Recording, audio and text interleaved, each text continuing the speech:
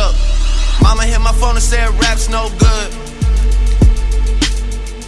Better than her telling me the check's no good. Now they wanna act like I do no good. What's up, guys? This is my first video in ages. You can see here I haven't posted in over a month, but I've been talking about how I wanted to make some more videos, and I didn't want to sort of repeat myself and everything that I've said in my previous videos and just post videos for the sake of posting videos. So this is episode 1, or like video 1 of my experience with traveling and working. So this is the first time that I've actually gone on a trip overseas. I'm actually in Indonesia right now. The main reason I'm actually on this trip is so that I can experience what it's like to work while traveling, and just to make these sort of videos for you guys, because I wanted to experience it myself, and I didn't really have anything to go off on how much work you can get done, stuff like that, if you can still be productive while traveling, having fun, eating good food, stuff like that. So I wanted to make a video like this just to show you guys that you guys can actually do the same thing, and it's not super expensive. I landed a few days ago, and yeah, so it's just gonna be my experience traveling, working, that sort of thing, and then I'm gonna go over some questions and stuff that you guys want me to answer, so that's what I'm gonna be doing in this video. Alright, so the first thing is the accommodation and the airfares. So accommodation all up, it cost me $1,714 for 28 nights. Here are some of the places we stayed at. So this was a villa in Gili T.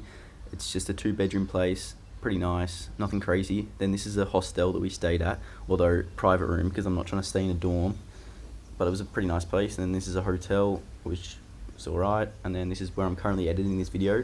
As you can see, it's a pretty nice place, like a hotel resort. And the airfare was $550 Australian. Both these are in Australian, so this is the USD conversion. So it cost me 1.1k for accommodation for 28 days and $357 to get here on the plane. So if we take the USD conversion divided by 28,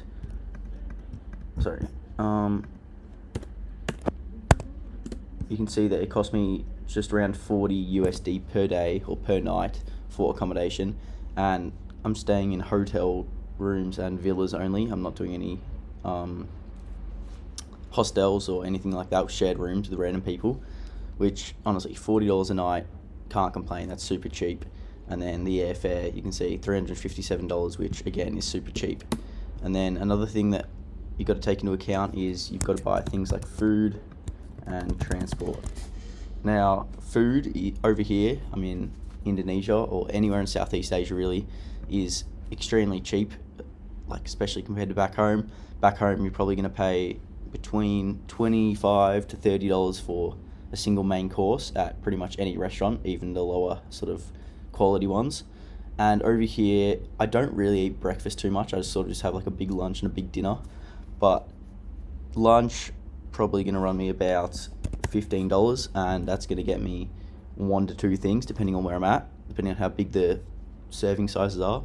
Here's an example of something I got for lunch one day. The wings were $6 and the pad thai was $9, so $15 Australian, around $10 US. And then take that and bring it down, you can see that's around $9.75 for lunch in USD, which is extremely cheap. And transport, now I use the Grab app, which is like Uber over here, and transport on a bike, like if you hop on the back of someone's moped, you can get pretty much anywhere in your local vicinity for around $2 to $3. That's one way, obviously. And we'll just say it's $3 Australian, and we'll put that in, so it's around $2 American just for a trip. That's like literally 20-minute trip on the back of a bike. If you get in a car, it's a bit more, it's probably double, but again, that's super cheap. Yesterday we took an hour and 45 minutes Uber from where we were staying in Seminyak to Mount Batur, I think it's called, and that cost us, between 2 people in a car, it cost $27, which $17.55 for an hour and 45-minute Uber split into 2, so it cost me $9 to get an hour and 45-minute Uber, which is just insane. Obviously we tipped the guy a lot because, I don't know, it felt bad, and it's just super cheap, but that just shows you how cheap transport is. I'd say per day I probably spend like $10 to $15 Australian, which we'll just say I spent $13. So you can see, spend $8 a day on transport, food. I'm gonna add another thing in here, so that's for lunch, and then dinner. Might go to a bit of a nicer place or get a drink or something like that. So maybe I spend like, honestly, it's like $20 or less. Here's a pizza I got for dinner at a pretty nice restaurant. I think it was $16 or $17 Australian, and then the beer was $6. So that's roughly 15 American nearly every day. So $13 a day on dinner, $10 a day on lunch. So then I'll take that, times that by the amount of days I'm here, and this is going to be the combined total for food, transport. Should get rid of that. So this is going to be accommodation, the airfare. I don't know why it keeps doing that, but let's just bring 357 1114.1. Alright, so in total I'm going to spend, let's have a look, I'll just bring it down here, D100. Alright, so in total on food, airfare, transport, that's food again, I'm going to spend $2,255. So over the 28 days, that is $80 a day in USD. So it's pretty good, given you get all transport, all food, your accommodation and airfare. So if you can afford to spend $80 a day, then it's definitely something you can afford to do. Obviously then I also have different expenses. I buy drinks and stuff like that, which not that expensive over here. And then I buy random snacks, random day trips, stuff like that. But you can come here, have extremely good food, extremely good accommodation for $80 a night, which is pretty insane. I forgot to mention is that I've done a few daytime activities and sort of experiences. First thing I did was we went to a monkey forest in Ubud, which was pretty cool. Haven't really seen too many monkeys in my life, and it cost $10 Australian, so like $7 US, and you pretty much just pay, you get in, and it's like a big forest area.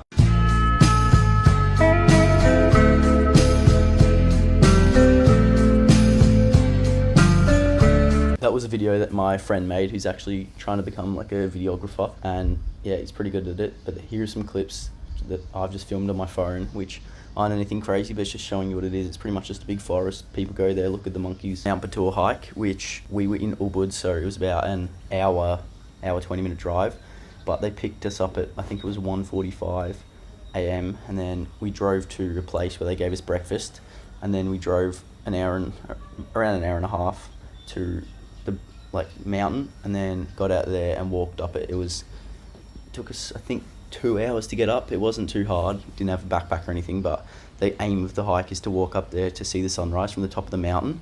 And unfortunately it was completely cloudy and you couldn't see anything at the top, but as you sort of started getting lower and lower, you could actually see the surrounding mountains, which were pretty cool. And this was 45 Australian, which is, let's have a look, I think it's like 29 American for that, which is, I think in my experience, it was worth it.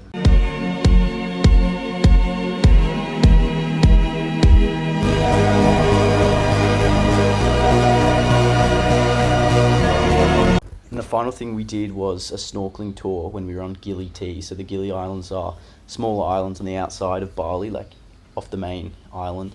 And we got a private tour. It was me and my two mates, and we paid $40 each. So we paid $120 in total, but it cost me $40, which is, again, probably like 26 US. This was actually pretty insane how cheap it was. I paid $40 Australian. They took us around for about 4 hours to the different spots around the islands, which the snorkeling is actually insane. The water was so clear, and the boat had a glass bottom, so you could see down as you were driving around, and there were some massive turtles and some other big fish, which just cool experience. And for $40 each, private boat, actually super worth it. I'd definitely do that again. Here's the little video that my mate made of the trip.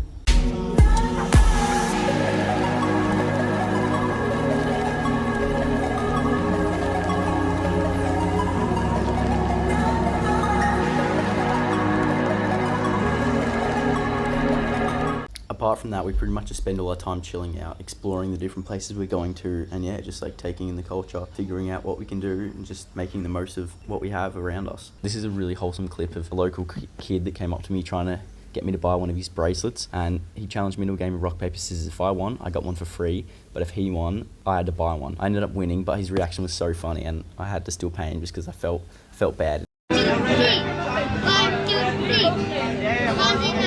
1, 2, 3. 1, 2, 3. 1, 2, 3. 1, 2, 3.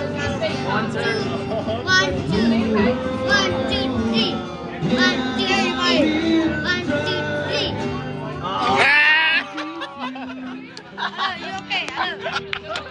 I announced it in my Discord the other day that I wanted you guys to ask me some questions and that I'd get to them. So I'm going to just start here after, where do we put the questions? So this guy said, do videos about fighting strikes and appeals. So I'm going to go over strikes first. So I've gotten a copyright strike from using a viral hog clip, which we were emailing back and forth, and the only way for me to remove that strike was actually paying them 500 euros to sort of get the strike taken off my channel. My channel had no strikes, and it was my first one, and I was like, I'm definitely not paying fucking 500 euros to get it removed. So I just copped it on the chin, deleted or removed the video from being public, and yeah, just went on about my day. I couldn't do anything to actually appeal it. I tried to contact YouTube, but they just said that it was in Viral Hog's hands now. So I would avoid trying to use some of those big licensing companies' clips. And yeah, because if you don't edit them enough or they catch on to you or something like that, I don't actually know how it works exactly, but my video was just a voiceover video of a viral hog clip, so it didn't have a ton of editing, but it was edited in a way, and it still wasn't enough to actually like allow YouTube to remove the strike. So I would avoid using viral hog and other big licensing companies' clips. And then for appeals, the only thing that most common, at least, that I see is people getting not accepted into monetization or demonetized due to reused content. And that there I've had pretty good luck with, or not luck, I'd say I make good enough appeal videos and the people watch them, and then after they actually put my channel back up or they're accepted into monetization.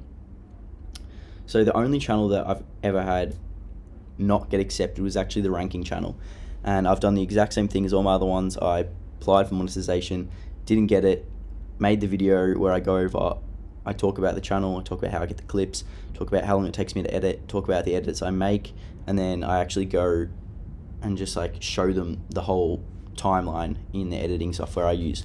Now that has worked for me, I think 5 times, I don't know exactly, but I'll actually put one of my accepted reused content appeal videos in the description, so if you guys want to watch that, then you actually can. And it's worked for me every time. I use the same script, changed up just a tiny bit depending on what channel I'm on and how I make the videos. So I hope that answers the question. I've never actually fought an appeal I've never appealed for anything else except for reused content, so I can't really answer the question, unfortunately, for anything else, but that is my advice on strikes and appeals. Now please make another video about 15k jail. Now this is going to be something I'm going to do. I'm going to make a separate complete video about it, because I think that you guys, or a lot of people, want a video on it, but I don't think I can make it and put it within this video. This guy said, video suggestion on how to source clips faster. And I asked him, here, this is an example niche that he wants me to Did you notice these? Have a look at. So you can see that it's just like a channel where they say, did you notice these things? And you can see that they're pulling some pretty decent views, although they've stopped posting, it seems like. Only posted 3 times in the last month. Now let me take a look. Did you notice these things in Finding Nemo? Number 1, Gil is constantly coming up with ways to escape. This is because he's a... Alright, so these are like movie facts or things you missed. So what I would do personally is I would just look up things you missed in, and then you want to put in your movie. So whatever your movie is that you want to like find things that people missed. I'm just going to say Toy Story. And then 24 details you probably missed, 10 Easter eggs, 20 things you somehow missed, 24 details you probably missed. And another thing I'd do is I go to ChatGPT, and in ChatGPT I would say something like, Give me a list of things people potentially missed in the Toy Story movies. So I'd put a prompt similar to this into Toy Story, and you can see it spits out a bunch of different things. I would go through them, find my favorites, and then I'll put in another prompt. So I'm going to just stop it here, and I'm going to say, give me the timestamps in the movie for Toy Story 1 things missed. Alright, keeps just giving me lists. I want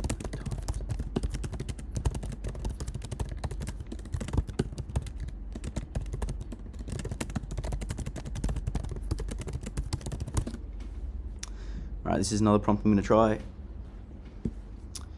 Alright, you can see here, Sid's carpet resembling The Shining. And you can see that this is fact 1, and it says approximately at the 1 hour mark, and it tells you the description, and then the next one, 105, description, 45 minutes, description, 5 minutes, and so on. So you can see that it's spat out all the timestamps approximately. You're going to have to go in and actually watch it yourself to find the clips around these timestamps, but it just means you don't have to watch like a ton of the movie to find the clips that you actually want. So I hope that answered that question, and I'm going to pick one more for this video because I'll answer a few in every one of these videos that I make while I'm here.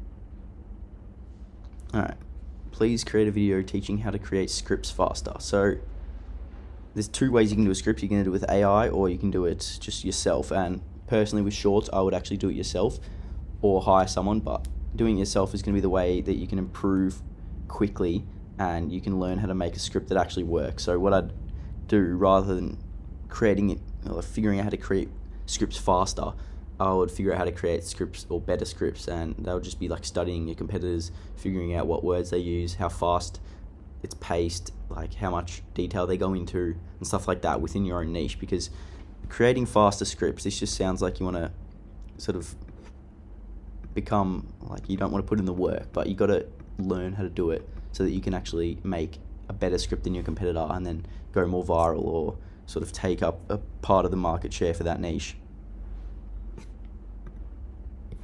Alright, well, that's all I really have to say about this first video. I want to know what you guys want to see in the coming videos.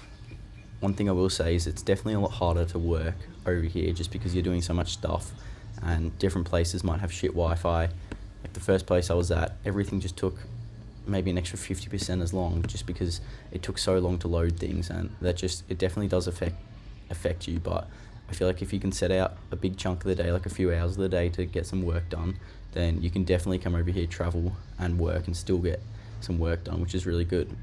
But yeah, as I said, I want to know what you guys want to see in the coming videos. I think I might, maybe like in the next one, I'll go over sort of an in-depth of my experience with working, just because I've only been to, this is the 4th place I've been now, and a lot of the time there isn't really the greatest spot just to work. But yeah, just let me know in the comments what you want to see for the next one.